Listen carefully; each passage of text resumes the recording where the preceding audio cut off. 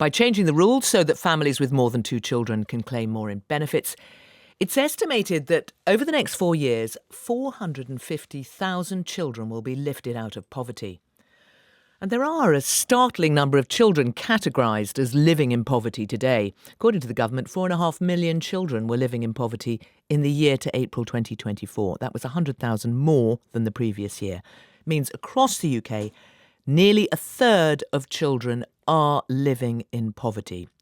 So how should we understand these figures? And Evan, you're going to help me with this. And the first thing I need to get my head around, because I suspect you already do, is the idea of relative and absolute poverty. Right. This is all of it, really.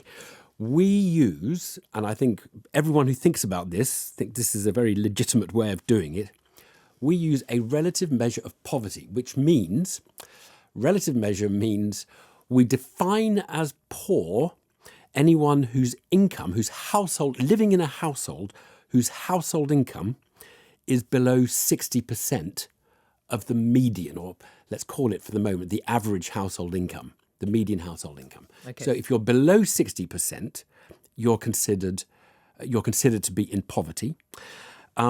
There's a lot going on there, though, because obviously a household with 2 adults and 2 children needs more money than, say, a single person or 2 adults.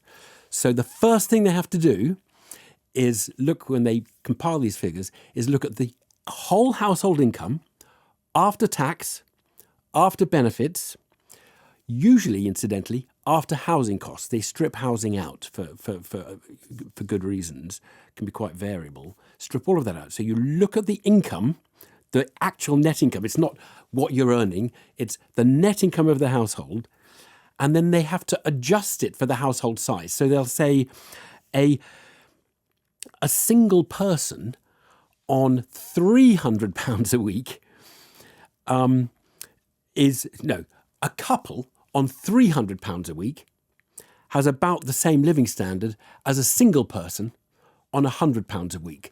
And that's the kind of first adjustment they have to do. They have to say, okay, you're a couple. You don't need twice the income of a single person, but you do need, say, 50% more income than a single person to have the same living standard. So task number 1, equivalize the household income. So you've got them all in a kind of... It's probably worth me adding in here, the equivalent figure for a couple with 2 children is £450 a week.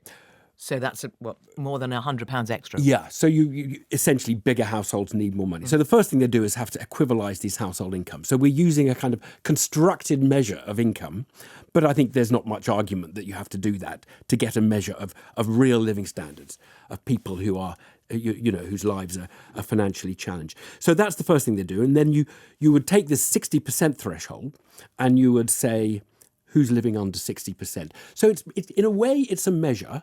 The measure that we usually use is a measure of a kind of inequality at the lower end of the income spectrum. And you get this very odd thing, and it has happened post-financial crash, for example, that you can reduce poverty not by making poor people richer, but by making average people poorer. So if you have a horrible recession and the incomes of average people dip, then, and if they dip more than the incomes of people on the bottom end, then it's like magic. We've reduced poverty, but we haven't actually made anyone better off. We've just... So what, in the wake of the financial crash, child poverty went down, not because they had any more money, but because they weren't... Yeah, they were closer to the average because the average had come down. Okay, what I always struggle to get my head around is when you're considering this aspect of the median and sort of relative to everybody... If we were to, imagine there's an incredibly wealthy society, everybody is wealthy. If it's 60% of the median, you will still have children in poverty. Correct. It doesn't matter how rich the society is, because it's almost like a measure of sort of inequality at the lower half of the income spectrum. So yes, you could be in Monaco where everybody's very, very rich and people on $500,000 a year will be considered poor because they're not as rich. But I think at that point you would begin to say, relative poverty You'd doesn't change the really matter definition. very much. Okay, In a but- society at our level, I think it does matter. Absolutely does matter when you're thinking about some of these families struggling to live on. Exactly. But the one disadvantage, I mean, in presentation terms, the disadvantage of always focusing on relative poverty is that often I think the public have this idea that we're never doing anything about poverty, or the problem is always with us, we're making no progress, we always have hundreds of thousands or millions of children in poverty. Whereas we are making progress because over decades, the median income goes up. People get richer. We have a little bit of economic growth. The median goes up. And so the poverty level goes up. We are redefining poverty. And that's where, some people, and you can pick your measures as you want, but some people say we focus on absolute poverty. Fix a level of poverty, fix a date at which you're talking, and ask, are people poor relative to incomes at that point? And we do produce those figures, and you do see that poverty in absolute terms is coming down because society's getting richer. But in relative terms, of course, we've still got. Okay, and we should say the absolute level of poverty is, again, it's 60% of the levels in 2010. That's how we define it. But you adjust it for inflation since. So you say, in real terms, inflation adjusted, where are you relative to 2010, incomes in 2010, and you find that, many fewer people are poor against the 2010 measure than against the 23-24 measure.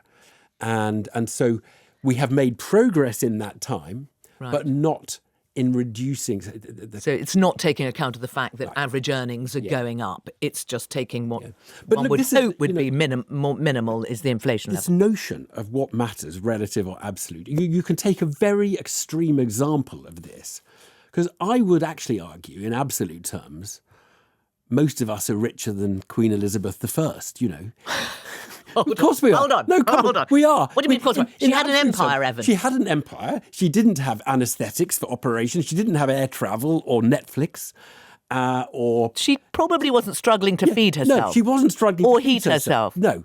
But, I mean, there's a lot that we have in absolute terms. She didn't have Netflix. Is that the argument? That's it. She didn't have Netflix. And, I mean, that empire, how useful is that, really? If you can't, if you don't have an anaesthetic when you need a tooth removed or seen. So that's, in absolute terms, in relative terms, I'm clearly way down the income spectrum, and most of us are Queen Elizabeth I. But in absolute terms, over the long periods, I think absolute incomes do matter. Absolute incomes do matter. I am better off than Queen Elizabeth I, and most of us are.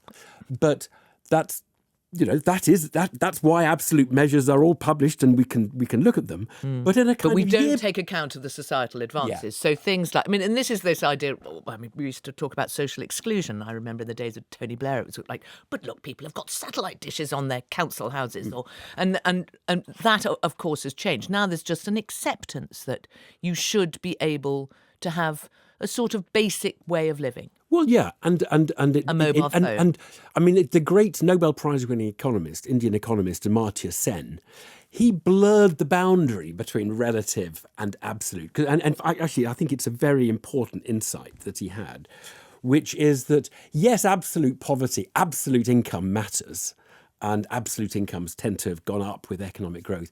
But relative deprivation means you have absolute deprivation in certain ways. So here's an example. If you live in a world where no one has TV, where no one has a TV, and you don't have a TV, you're fine. If everybody else gets a TV and you're the only person who doesn't have a TV, well, you might say in absolute terms you're no poorer than you were before, because no one, you didn't have a TV, you still haven't got a TV. But now everybody else has got a TV. You are excluded. You can't talk to people about TV in the way that you would have been able to talk to them about whatever you talked about before TVs came in. So absolute incomes sort of fold into relative deprivation. It's We're a coming back complicated to area. two issues. For me, the thing I always think of, comparison is the thief of joy. And something you have always said is your happiness depends on not having friends wealthier than you. Well, there is, and that is in a way what the relative poverty measures are getting at. If you're living in a society where everybody else is much richer, Equality matters. you will feel deprived, and you might, in some absolute senses, be deprived. So I mean, I think we're right to focus on, and no one really disputes the relative poverty measure is a very good measure, but don't think we never make any progress on poverty in absolute terms. People can get richer over the decades without a big reduction in relative poverty. And, that's why this is a sort of confusing area. And I don't think people always understand that. Well, I imagine people are going to be poring over the effects of this budget to Indeed see what so. it does to child poverty.